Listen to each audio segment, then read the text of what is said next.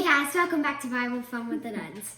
Today we're studying Ezekiel chapter number 42, 43, and 44. In today's chapters, we are still touring this vision of the temple.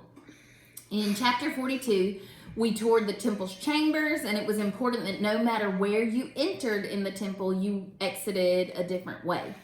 In chapter 43, Ezekiel saw the vision of the glory of the Lord filling this temple. That had to be so amazing.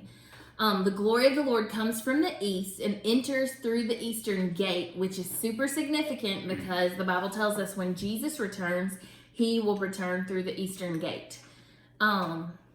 We learned lots of other really good things that were interesting that I think I'm going to share as a takeaway tomorrow or the next day, because we continue to tour the temple, and I secretly read ahead because I wanted to go ahead and finish the tour, and I just kind of wanted to see where this was headed and what my takeaways would be, and there's some really cool stuff in here. It's not just measurements this time, there's some more stuff. So anyway, Jax, let's hear your takeaway from today. Okay, first this time. Okay, so my takeaway was how it was so amazing how God revealed himself to Ezekiel and the glory of the Lord filled the temple. I thought that was really cool. Yep. I love how you recognize the importance of that. When we started Ezekiel, in the beginning of each chapter, it would say, and the Lord spoke to what? It was kind of crazy. In the beginning when God appeared, but just the fact that God chooses to appear to Ezekiel, just the fact that he chooses to appear at all, appear to us, speak to us, be in our lives and know our lives, that's a big deal. And we're filming this Wednesday night after church, and so our Wednesday night service was about that. It was about how the angel of the Lord, which was Jesus, a Christophany, appeared to Hagar when she ran away and was super sad. And so that is a big deal, and I love that that's been an important thing to you. In Hagar, the angel of the Lord. Yes, we'll talk about that later. I didn't know that.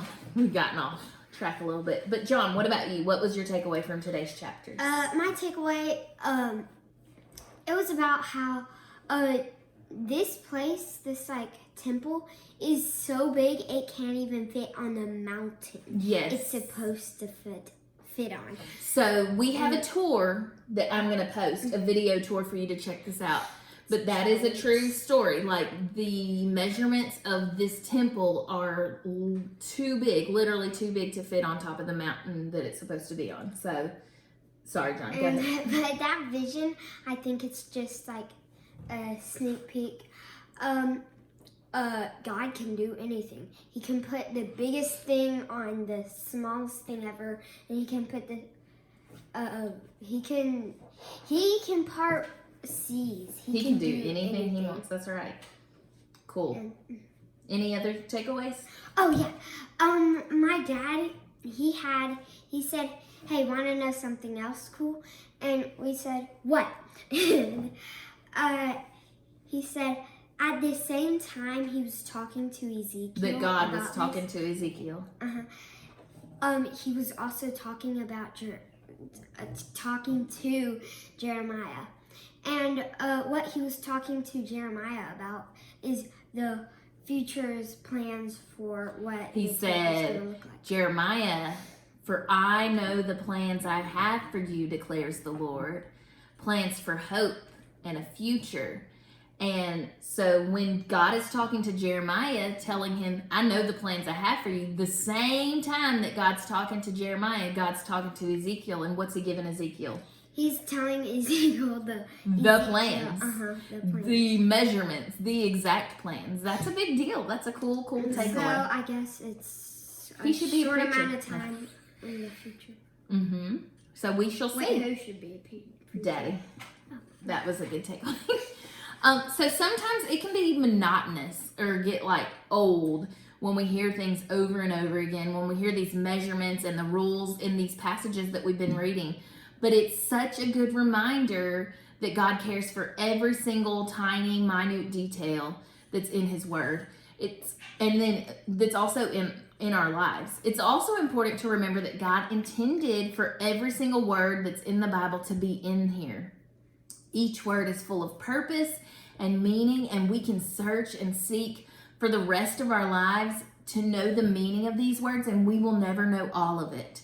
But when I can even learn one small thing that's new, oh my goodness, it's so exciting to me. And it encourages me to keep reading so that I pick up more interesting things and takeaways. So one of the rules that we read about in, I think the last chapter of today's passage, is that when you enter by one gate, you have to be sure not to leave from the same gate. So if you enter from the north gate, it says you must exit from the south gate. If you enter from the south gate, you must exit from the north gate. And I thought that was interesting, and I'm sure that was super good for lots of practical reasons like traffic flow and stuff. But I also learned that it's possibly significant of someone leaving the temple, leaving the presence of God different from the way they came when they entered it.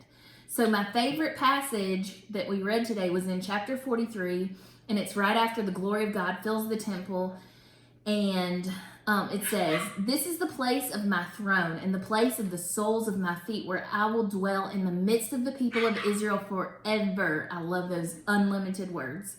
"And the house of Israel shall no more defile my holy name."